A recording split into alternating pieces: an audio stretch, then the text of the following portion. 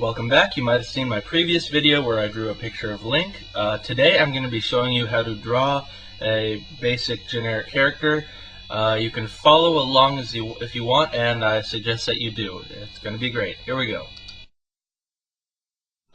Okay, let's talk about materials. First you will need paper. Good paper.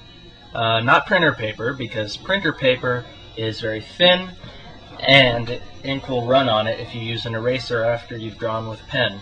So I recommend something like this. Okay, what I do is I just open up my handy sketch diary here to a blank page, and then I just tear it out. That's what I did here. You can see there's still the little goombas at the edge of the paper. This paper is much better than printer paper. It's rougher, so ink won't run at all. You'll also need a pencil. Normally I'd use a mechanical pencil, but today I'm just using a regular graphite number 2 pencil that I sharpen with a pencil sharpener. You'll also need a pen. This is a standard ballpoint pen, Uniball Vision Fine. It's a pretty good ballpoint pen. It's the one I use if I just need regular ink writing. But for art purposes, you really want something better. You probably want a technical tip pen. Something like this here. This is a Fine Point Systems 0.6mm technical pen. It's the one I'm going to be using. Now that we have our materials, we're ready to start the drawing itself. We're going to start with the head. I generally just draw the head as a single unit. Some people do it like this. They draw a circle and then a jaw piece. I can never seem to get that to look right when I do it. See, that doesn't look right at all.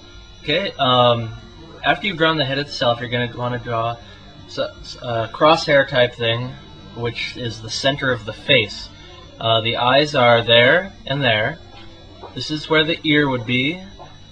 And the other ear is over there behind the face, so you can't see it. There's the nose, there's the mouth. Okay, you're going to want to draw a line coming down from the neck, and this line sort of defines the shape of the entire upper body. I guess you could say it's the spine. Now you're going to draw a line across, not too high, not too low. This is the shoulder line. I guess that represents the collarbone or something of that sort. You're going to drop a curve down from this line. This is the chest, and a little below the chest. Now draw a circle. This is where the upper body would pivot on. And the pelvis is a triangle. Okay, you're going to want to connect that all together. It's one unit now. Now let's bring down a real neck. The neck is actually thicker than you see than in a lot of shows. Now I've just drawn the shoulders. Now, the shoulder line isn't actually flat, it's more curved, so let's do that. So, as you can see, it's curved. Okay, now take a look. As you can see, the torso drawing is finished. Now we're going to do the lower body, which is the legs. Okay, we're going to start with the upper legs. This is an action pose where it's sort of a half squat, not really even that much, but a little bit squatted.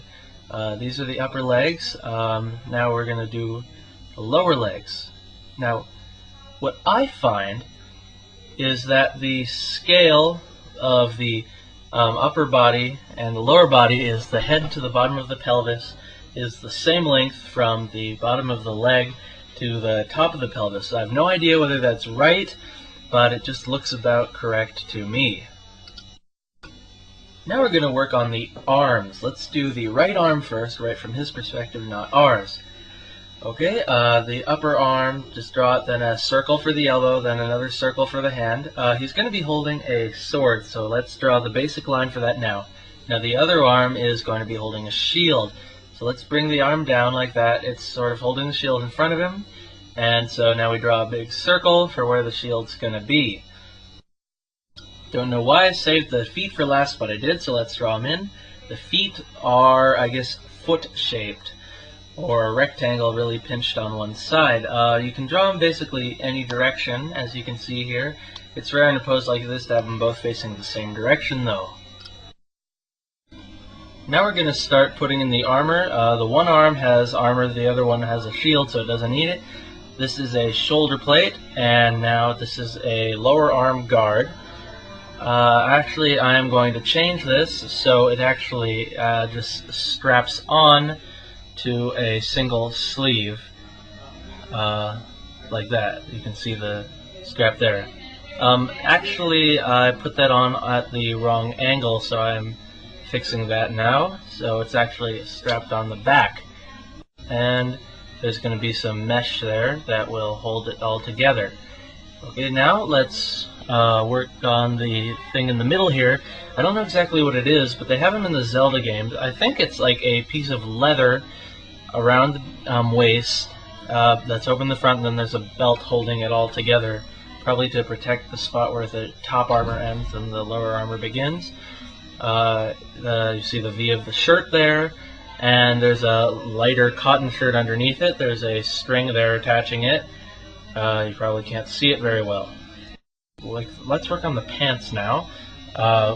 They're sort of baggy pants. It's very easy to make extremely baggy pants. You just sort of overlap the folds. The part that's under the shield you aren't going to be able to see. Okay, let's just do a falling down in front haircut right now. Very easy to do. And just make it meet in the back. Okay, let's do the eyes now. Eyes are very easy to do if you know how to do them. You want a three-cornered top part like so. This is a bigger version. And then a single line on the bottom like that. And then the eye, actually, you can't see the top and the bottom of the pupil at the same time. It looks like that more. So, let's do this on the actual picture, and you mirror it for the other one. The other one's going to usually look a little bit smaller at that angle, because you're seeing his head at an angle. You see less of that side of his head. Let's draw the nose. It's just a check mark or a V, or whatever you want to call it. The mouth, and let's draw another little line underneath it so you can see it defines the lip.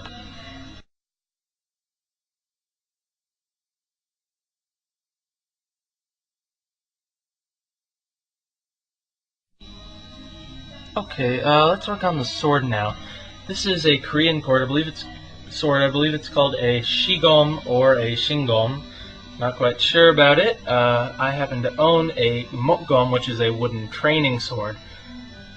These swords here are basically the Korean version of a katana, I guess. The samarang are the Korean version of the samurai. And so he is using one of these weapons.